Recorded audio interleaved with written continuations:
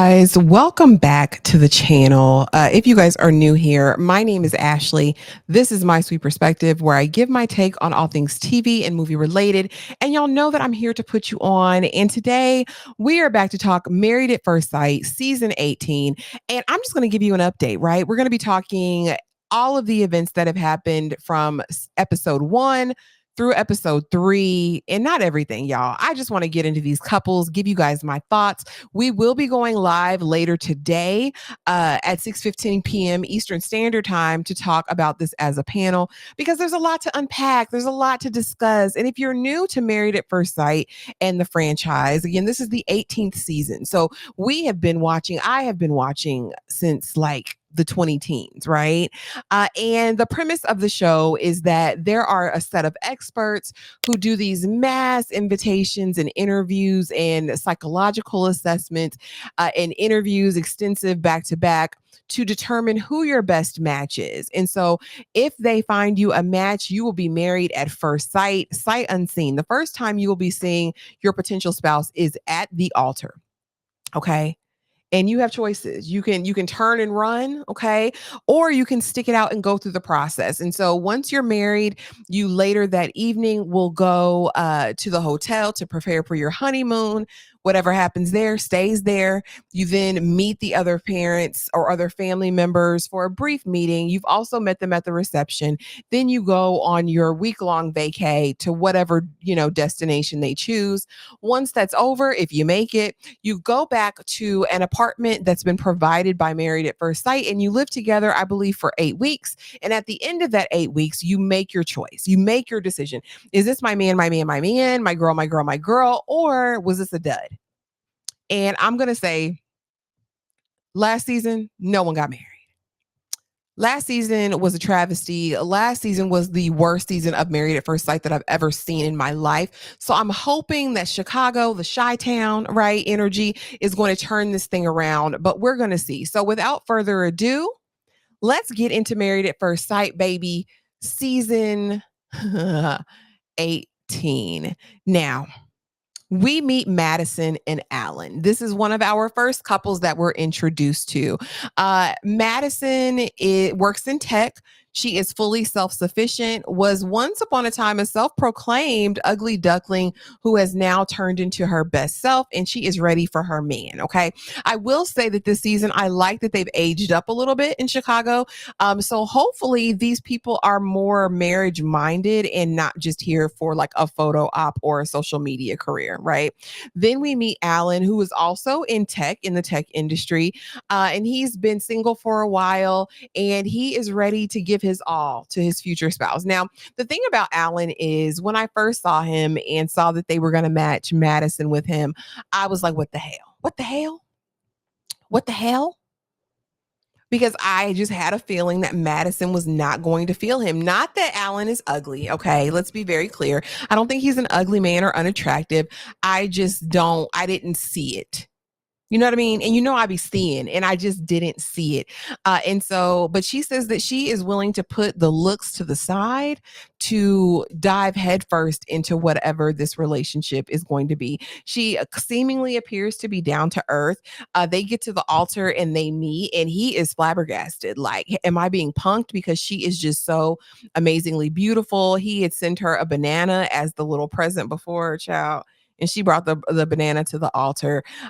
She does not let on by her facial expressions that she's not pleased. She says that she can work it out. They have a ton in common as they both work in tech. And seemingly, they seem fine. They seem happy, baby. The way he jumped in that bed after the wedding with his tighties on. He seems like he's very comfortable and very free. I will posit this, or just actually interject this, that this will be the first season that we actually have a swap. Meaning there's going to be an adulterous affair that's had between two of these people. Okay, we don't know who, we don't know where, unless you do the spoilers. And if you are a spoiler person, do not come in these comments dropping spoilers. Don't do that over here. I want everyone to experience this and be on the same page. If there's ever a video where I come out with spoilers about the whatever I found out, or if somebody drops it to me, it'll be clearly labeled because I don't want to ruin this for anyone else. But there will be. And immediately I thought Madison. I said Madison is going to step out at some point. It's very cute right now. It's very demure. It's very mindful the way that they're interacting, but I don't necessarily think that that's going to last long. When we're talking to the friend group, and she's like, what kind of man is he? I'm passionate about X, Y, or Z. Will he be passionate about X, Y, or Z? And they say it's going to be whatever you like. Whatever you like. Bark like a dog. Arf, arf, arf. They say basically he is going to be basically a golden retriever boyfriend. And she's like, well, I don't want that. I want him to have his own interest and not just, and they're like, no, he'll pick on your interests and he will just adapt them as his own. And that makes me nervous for him, right? Because what does that really mean? Is he going to be a pushover, a doormat? Because a lot of women don't necessarily want that. You know what I mean? It feels like that gives them carte blanche to walk all over him. And I hope that's not the case. As far as she is concerned, again, her family has basically told him, you're ugly. And I was scared at first, but then when you started talking and I heard your personality, I said, this is going to be a good match. Her family's hell. Because why would you tell that man that? She usually has a type for pretty boys. And when I saw you, I was like, oh, I don't know if this was this lady's sister or what, but I cracked up. Again, I kind of feel for him because that wasn't nice, but people gonna talk they ish. Again, Madison Allen, I say no. The early prediction, this is not going to last forever. This is not a marriage. And baby, what we've seen from them trailers for the future episodes, I don't think. I think she's the one. I think she is one of the individuals that is going to step out on the marriage. And engage in an adulterous affair. But I don't know that to be true. That's just an early theory. Okay, guys. Easing on down the road and moving right along, we have Emem and Ikechi.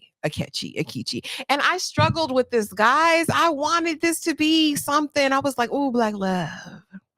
Black love. Emem is a nurse practitioner. She is fully established in her career. She has devoted the bulk of her time up to now honing in on her career and making something of herself. That was her father's wish for her, right? And so she has devoted all of her time and energy to that. She's tried dating here and there, but it hasn't really been a priority. But she is ready to get married. I really like Emem. Emem is all into this. Now, is it about just being married, the title, or is it about everything that comes with it? I know a lot of times us as women and sometimes as men, we can feel like we're on a clock, right? I want to have babies and I want to be married. I want the benefit of marriage, right? Before I have these children. I've accomplished everything else in my life. This will be that pinnacle item that will make my life complete, right? And so I kind of am torn and wondering, is that MM? I adore her energy. I think she is going to be 110% as a wife. But again, time will tell. She's all into this man. The way that she turned her head and went in for the full smooch on their first encounter, I said, girl, we'll get to it. I said, get after it, girl. Go to work. All right. But she seemed immediately attracted to him. Ikechi, on the other hand, is a musician, a self-proclaimed artiste, right? I believe that he worked in musical like education, like for a musical director at a school or like a band director before. And he is originally from Houston. And this is not his first foray into the world of Married at First Sight. He's tried to be on the show before. He tried to be on back in Texas and they couldn't find him a match. And so now he's moved to Chicago. He's just signed a new contract with his work and he is locked and loaded. To me, there's something super disingenuous about Ikechi. There's something super defensive about Ikechi that I just don't like. And I didn't want that. I wanted to love this man down. I did. But there's just something about him. There's something about him that just doesn't rest easy in my spirit. But you guys drop it in the comments below. Let me know what you think of him. And so when he sees her, I don't know if I necessarily felt the vibes. You know what I'm saying? But I mean, he acts like it. He says that on paper, she is everything that he wanted. She said that her ask was that they find her a black man who wanted to be with a black woman. And I said, well, because if you know anything about the history of Married at First Sight, you'll know that that's been an issue season after season after season, finding black men that actually wanted to be married to white women or to black women. They either wanted racially ambiguous white or Latina women, Asian, anything but black was what they said. That's what the experts that came out of their mouth, that it was hard to match black women in seasons past. So that was a valid concern of hers and a valid ask. And she feels like they gave her everything that she wanted. She is enamored of Ikechi and just loves him down really, really bad. They're having conversations about life, about children, about kind of past relationships and what's happened there. And now he says that he's ready. Again, there's just something not quite sitting right about within my spirit about him, and I don't know what it is. At the reception, uh, he says that he's told us throughout this whole time that he's written letters to his future wife because he's been waiting for her for so long, and he is excited about this opportunity so much so that he had someone come and sing this song. Now, I didn't find out till the after show that he didn't write this song. All right, but he think he's poetical and all of that. So he has his friend get up there and sing a song to her, to his wife. I don't know. Bay watched it with me and he was like, "Oh, that was so nice." And I was just like, It was a nice gesture. The song was good. Beautiful gowns. His voice was beautiful. The guy who sang, I don't know, just something. I don't know, y'all. It's just something. It's something there. I'm like, why are we doing all of this? You don't know this is a married at first sight situation. And it's like, again, are you doing this just to check off a box? Like, oh yeah, when I get married, I'm gonna do this, no matter who it is. I mean, I hope it bodes well. She in the audience talking about, I know that's right, husband. Yes, husband. He's like, wife. She's like, husband. He's like, wife. She's like, husband. I said, okay. If y'all like it, baby, I love it. All right. If you like it, I love it. Uh yeah, later on, this is where I got my life. When he gets to talk to her people, I believe it's her cousin. The cousin is the type of energy you need. Everybody need a cousin like that cuz he needs to know that she's got a male presence in her life and that this male presence will kill a brick all about her. You know what I'm saying? And the way he got with Akichi, and Akichi got really defensive to me. But he's like, so why now? Why this situation? Oh, you tried this before? What are your motives? What are your intentions? What happened in your last relationship? You're 41 years old. Why have you never been in any situation before? What's going on? And we find out that he was engaged before in his 20s. And the reason it ended was because of him. And the cousin has trepidation, and I do too, but because the way he was giving him the business, but I loved every second of it because let him know that she has people that care about her and are concerned about her well-being. Even in the after show, Akechi was there, and Keisha Knight even had to say, "Relax, don't get defensive. Like it's okay, Buki." There's just something, you guys, and I can't put my finger on it right now. But as the season develops, we'll get into it. These first 3 episodes are really filler, guys. Not a ton happens, but we're learning right about who these people are and who they're presenting themselves to be at this point. Next, we have Camille and Thomas. Immediately, when I saw that he was like, damn, Bernadine's husband and Waiting to Exhale, everything was coordinated in the closet. I was like, oh Lord, this is going to be a disaster. Camille seems very laid back, very down to earth. Dating just hasn't been working for her, but she doesn't seem as nitpicky as he is. And so again, he's older. I think he's 41, 42, and he is established in his routine, and he hasn't taken any woman seriously apparently since this last relationship he was in 7 or 9 years ago. It was either a 7 or 9 year relationship, and it was either 7 or 9 years ago, and apparently he was unfaithful in this relationship, but he doesn't tell her that. He tells her friends that. But he's open about it. He says he was a different person then, and now he's really ready for his family. His father, I guess, had a dying wish that he would get married. That was the most important thing, that he would carry on the family name and the legacy. He also has a twin brother. Again, I will say, he says, you're definitely my type. He's attracted to her. She seems to be attracted to him, but I think she's nervous. She says cheating is a deal breaker for her. But again, that was 7 to 9 years ago. Is he the same man that he was then? I don't know. But they do seem like they have a chemistry. You guys, I just it's not steam heat, honey. It's not steam heat yet for me with this couple.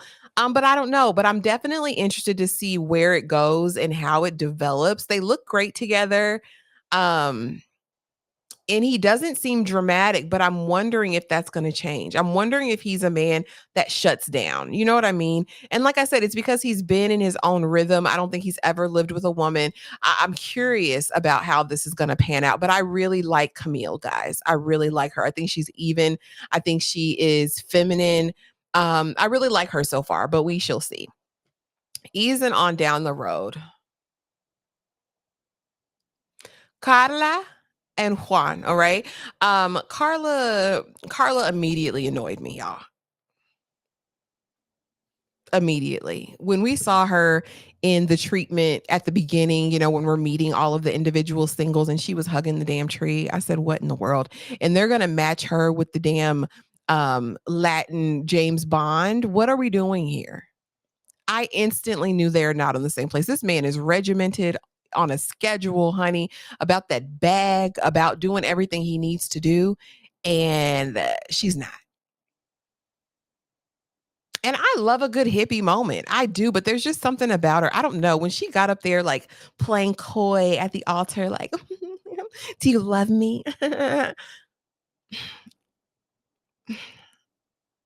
It's lost on me, but I'm not a man. Maybe men like that. He says he's very attracted to her. She seemingly is very attracted to him. I just don't think they have anything in common. He did say that one of his things was he loves somebody that would dance, and she's going to dance with him. But where's she going to dance him to? I don't think this is what either of them wants or needs. I just don't see it for them at all. Like I said, he seems very structured, very regimented. We learn that, and she gives him kind of, I want to be kept. You know what I mean? Like, are you going to keep me? Or are you going to be able to provide and take care of everything that I am? I will say it was interesting that her parents weren't on there. The dad doesn't do cameras, pictures, or anything. And I'm like, is he on the run? Like, why? This is a huge day. This is your first wedding. I don't know. I always think it's interesting because what are you hiding? What do you hide? What you got going on? Like, why not? But they get married. They seem like they have an instant chemistry again. She's just very different. She has a different personality, and I just don't know, y'all. But I kind of like him, but there also is something about him that's kind of to me too, especially the fact that he doesn't really date Latina women. He says he was born in North Carolina. There weren't a plethora of Latino women there, but I'm like, now you're in Chicago. There's really not an excuse. There's a huge Latina population or other diverse populations to date. So I'm curious about what's going to happen. Immediately when I saw him, I was like, he and what's her name? The first couple, Madison. I think he and Madison are the culprits. I honestly do. But you guys help me out. Drop it in the comments. I want to know your theories on who you think couple swapped. But I definitely think it's Juan. It's either Juan in Madison or this Joker in Madison, David. And let's get into the final couple, you guys. David and Michelle. Michelle and David. David and Michelle.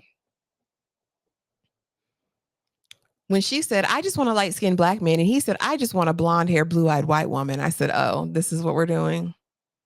This is what we're doing." Like, how superficial can you be? But the experts did that for him. The experts did that. But baby, when she says that he looked like the genie off Aladdin coming down the aisle, I fell out.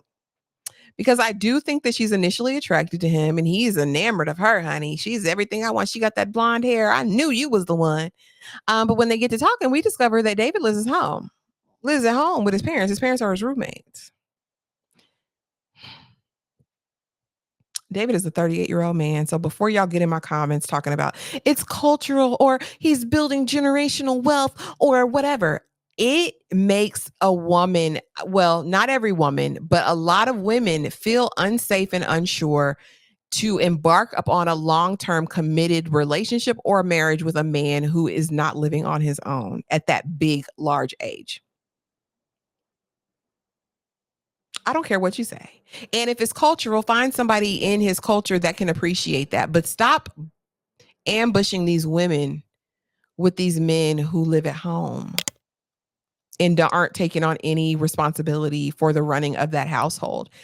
People need to see that you know how to maintain your own household, that you can pay your bills, that you're organized financially, that you can do those things. And so she, like me, Michelle's like, I can't stop thinking about it. She at the reception crying in the bathroom with her friends. Like, I can't get it out of my head. He lives at home and don't give a damn about it. He said, and I'm fine with it. Who I got to prove anything to, sir? She says, well, is that your plan to live there forever? He's like, hey, if I can, I'm going to do it. And I think that's just a major turn up. I don't know if she's going to be able to get this out of her head. She's fixated on it that night after the wedding and reception. She kind of brings it up to him. She's like, because I don't want this troubling me or whatever. Now, what she is going to do is go on this honeymoon. She ain't going to miss that honeymoon. But I don't think she sees it for him. And he doesn't give ready for marriage to me. This doesn't seem real or organic in my mind. I don't know. He's a big red flag to me. Not just because he lives at home, because I'm not shaming anyone. Before y'all get in the comments, you're shaming that man for living at home at his big age. It's not shame. It's just that when you're presenting a man to be married on one of these shows, make sure that this man and this woman are aligned. Some women may not have an issue with it, but you knowingly set him up with this woman that you know would have an issue with it. That's how I know y'all are messy. Married at First Sight producers, staff, daggum experts, y'all are messy as hell, and y'all knew what this was going to result in. But I don't know. I don't necessarily see it for them either. Again, this is one of the candidates I believe that Madison would cheat with. Then this is just my theory, you guys. These are my theories.